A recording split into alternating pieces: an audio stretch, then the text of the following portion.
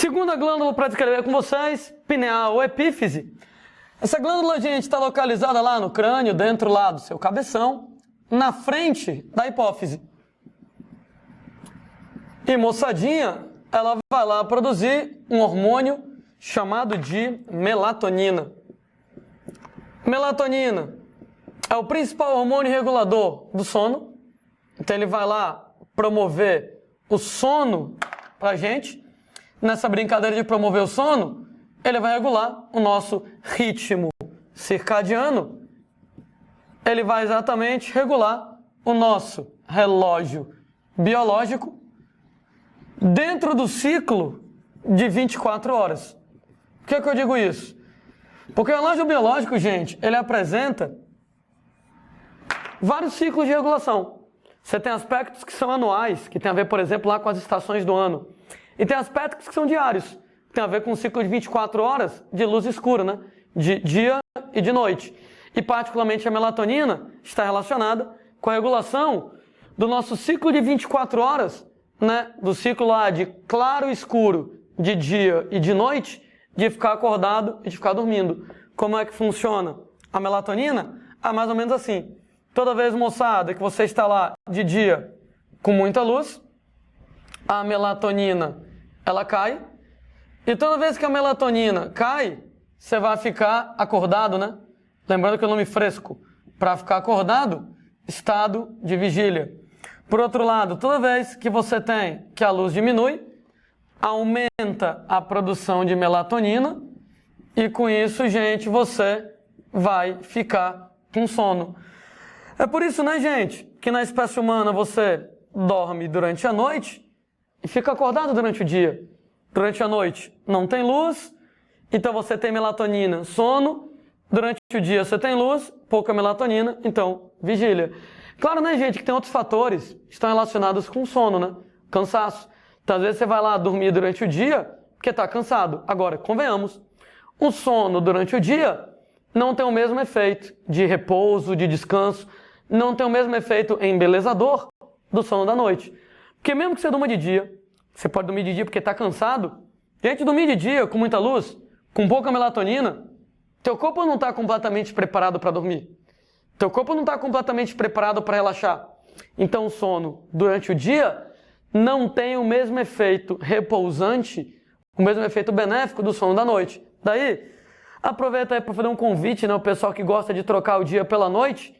Ora, moçada, não vale a pena para de repente lá quem está estudando pro vestibular querer virar noite em cima de noite. Pô, tu vai cansar, uma hora teu corpo vai acabar pedindo, né, para você de repente compensar o teu cansaço. Né? Tem que pensar que isso aqui, né, essa preparação para vestibulares em geral, não é uma corrida rápida, é uma maratona, né? Então você tem que poupar energia lá na frente. Tente dormir bem, tente dormir nos horários certos, né? Então não adianta ficar virando noite para cima de noite, né? Sei lá, em situações desesperadoras, né? Às vezes você lá na faculdade e tal, né, uma prova desesperadora, aí vale a pena de repente dar aquele sprint, né? Dar de repente lá, né, aquele gás para virar uma noite e fazer aquela prova. Mas para a gente estar pensando em vestibular, que é uma coisa de longo prazo, não adianta você de repente querer se atropelar, não. Não adianta você querer acelerar muito, não. Vá com calma, durma, descansa, respeite seu horário lá de sono. Então nesse caso, estude durante o dia, durma durante a noite, que o efeito do sono durante a noite acaba sendo bem mais interessante. Inclusive, vários estudos mostram que pessoas que trocam o dia pela noite com frequência, como, por exemplo, vigias noturnos, gente, o cara fica com o corpo todo desregulado. Pressão do sangue desregulada, níveis hormonais desregulados. Por quê? Porque o cara vai ter que ficar acordado durante a noite, que é o trabalho dele, vai dormir durante o dia, que é o jeito, né? Porque nesse caso lá o cara tá morto de cansado, que passou lá a noite acordado, só que dormir durante o dia com a luz, mesmo com cortina, gente, mesmo que você feche lá a janela do quarto, você vai ter, nesse caso, pouca melatonina e o sono durante o dia não tem o mesmo efeito relaxante.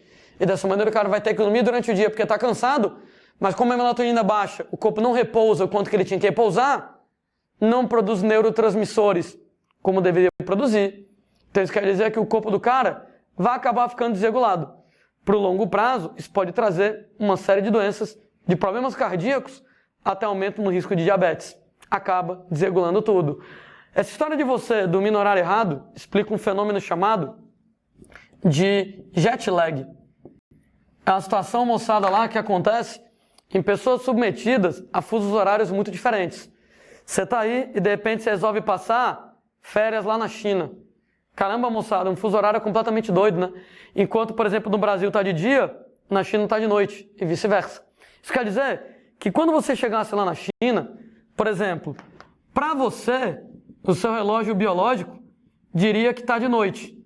Mas lá na China ainda estaria, nesse caso, de dia. Isso quer dizer que você vai querer dormir, porque para você seria de noite e você está cansado. Mas você vai ter dificuldade de dormir, porque como lá na China está de dia com luz pra caramba, a luz vai baixar a melatonina e vai atrapalhar o seu sono. Isso quer dizer que você não vai conseguir dormir direito, porque a luz não vai deixar. Você não vai conseguir descansar direito, você não vai conseguir repousar direito, porque a luz não vai deixar.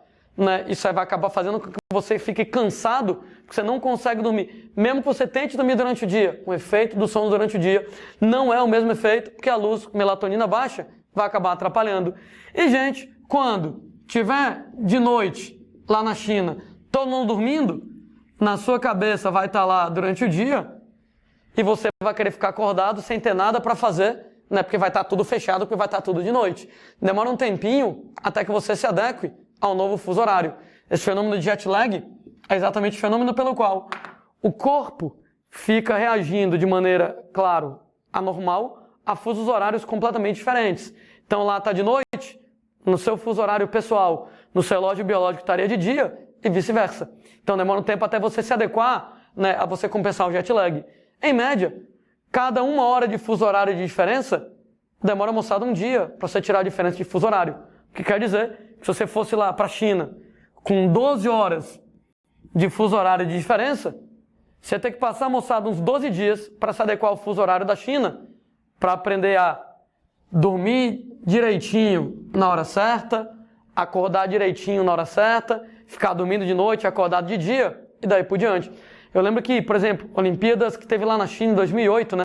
Faz tempo já, os atletas brasileiros, a recomendação foi chegar pelo menos 1 semana a 10 dias antes da competição começar, exatamente para poder tirar o jet lag, para poder se adequar da melhor maneira possível ao fuso horário, para evitar que o cara com jet lag fique cansado durante o dia e não consiga, claro, render adequadamente em relação aos esportes.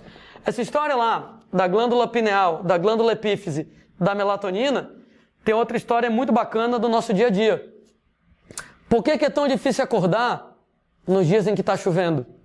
Não é porque o barulho da chuva é gostosinho, não. Não é porque o barulho da chuva é legal, não. É porque, gente, se está chovendo, está nublado. Se está chovendo, está nublado, isso quer dizer que tem menos luz. Com menos luz, vai ter mais melatonina em você e automaticamente você vai ficar com mais sono. Então, Lani está acostumado a acordar todo dia, 6h10 da manhã é meu horário de acordar. No dias que estão chovendo, fica complicado você acordar nesse horário.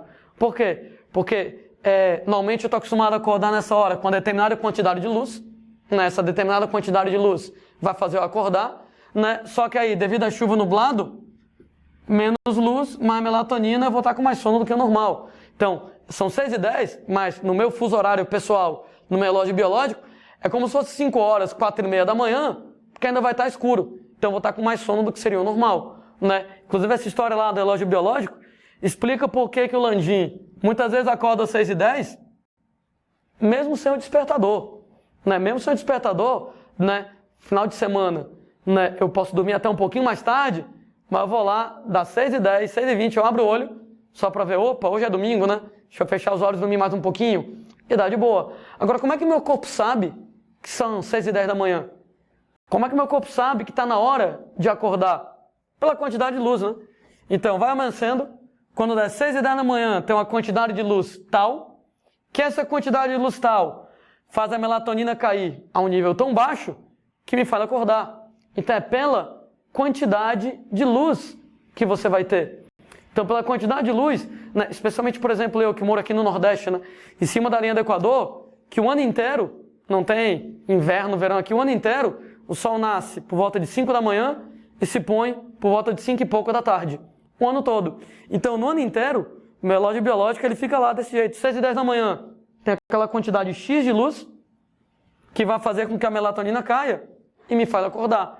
Quando está lá chovendo, de vez em quando chove aqui no Nordeste, por incrível que pareça, né? A gente, moçada, quando está chovendo, você vai ter lá um pouco mais nublado e nessa brincadeira, menos luz, mais melatonina, fica mais difícil acordar, gente, vamos ficar com mais sono. Essa história aí da melatonina, além de regular dia e noite, também pode ter influência na reprodução de alguns animais, né? Animais que são chamados de animais fotoperiódicos, onde, moçada, a luz influencia no período de reprodução. Como é que funciona essa esculhambação? Ora, época de inverno, né, gente, das aulas lá de geografia, é aquela época do ano onde a duração da noite é maior do que a duração do dia. Duração da noite maior que a duração do dia implica automaticamente em você ter menos luz. Uma vez que você tem menos luz, você vai ter mais melatonina, e além da melatonina, moçada, te deixar com sono, ela inibe a reprodução. Faz sentido, né? Para animais que vivem em climas temperados, onde eu tenho as 4 estações do ano bem definidas, e o inverno é extremamente rigoroso, não é legal você ter filhotes no inverno. Porque no inverno está muito frio, está tudo congelado, água congelada, então não tem água, não tem comida. Se o filhote nascer no inverno, a chance dele morrer é muito alta. Está tudo congelado, não tem água, não tem comida lá para o filhote. Então não é legal você se reproduzir, deixa eu escrever aqui bonitinho, inibe a reprodução. Não é legal você se reproduzir no inverno. Entretanto, nas épocas de primavera, verão, a época do ano em que a duração do dia é maior que a duração da noite, você vai ter mais luz. Com mais luz, a melatonina, em média, ela vai ser menor, e nessa brincadeira dela ser menor, isso aqui estimula a reprodução. Pô, faz muito mais sentido, né? Época de verão tá mais quente, não tem gelo, a água tá derretida, tem água líquida, tem mais água, tem mais comida, e aumenta a chance de sobrevivência dos filhotes. Então, os animais de clima temperado, muitas vezes fotoperiódicos, eles não se reproduzem no inverno. Culpa da pouca luz, da muita melatonina, reprodução inibida. Se reproduzem na primavera, verão. Mais luz, menos melatonina, e a reprodução, ela acaba funcionando. Essa história do inverno ter pouca luz explica também um outro fenômeno chamado de depressão sazonal, né? Então, inverno em regiões de clima temperado, como você vai ter pouca luz, você vai ter muita melatonina, isso causa, moçada, depressão, no sentido psicológico, né? Chamamos lá de depressão sazonal. É um fenômeno conhecido que o índice de suicídios nas regiões de clima temperado aumenta pra caramba na época do inverno. Olha, moçada, época lá do inverno, escuro pra caramba, né? Falta de luz, melatonina lá em cima, e a melatonina te deixa deprê, né? Ela te deixa lá pra baixo, né? Depressão sazonal. Tu pega lá os países da Escandinávia, né? Dinamarca, Suécia, Noruega, pô, na época do inverno, tem época do ano, né? Tipo dezembro, janeiro, que tem 1 ou 2 horas de luz por dia. Em outras palavras, o dia dura 1 ou 2 horas. Você tem que a noite dura 22, 23 horas. Caramba, deve ser meio desesperador. Tu passar um mês de dezembro inteiro, um mês de janeiro inteiro, tendo 2 horas de sol por dia, o resto é noite o tempo todo, né? Aliás, mesmo que não fosse um aspecto químico, é pro cidadão ficar deprê mesmo, né? Mas aí você tem um aspecto químico, né? Da falta de luz, da melatonina, ter esse efeito depressivo sobre o indivíduo. Segunda glândula, pineal epífise, produtora de melatonina. Terceira glândula que a gente menciona, o timo. Timo, né, gente? Localizado lá no seu pescoço. Ele, gente, lembrem-se, somente funciona até por volta dos 8 anos de idade, né? Só funciona, então, na infância. Exatamente com o papel de promover maturação dos linfócitos T. Aliás, né, o próprio nome linfócito T T é T de timo. Lembrando para vocês que essa maturação dos linfócitos T tem a ver com um hormônio que o timo fabrica, chamado timosina. Então esse hormônio timosina, exatamente relacionado com promover a maturação dos órgãos linfóides, dos órgãos produtores de linfócitos T. Mas volto a dizer, só funciona na infância até por volta dos 8 anos de idade. Bem aqui na região do pescoço, na base do pescoço, onde o timo está localizado.